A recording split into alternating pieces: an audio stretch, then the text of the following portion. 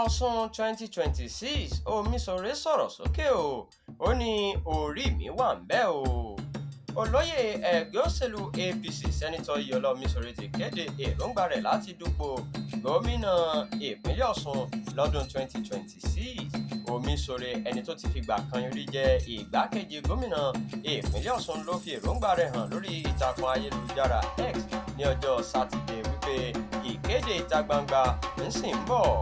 Ó sọ wípé ètò ìpolongo òun yóò dá lé lórí dídá ìrètí padà fáwọn èèyàn ìpínlẹ̀ Ọ̀ṣun. Omisore ló díje fún ipò gómìnà Ọ̀ṣun lábẹ́ ẹgbẹ́ òṣèlú SDP lọ́dún 2020.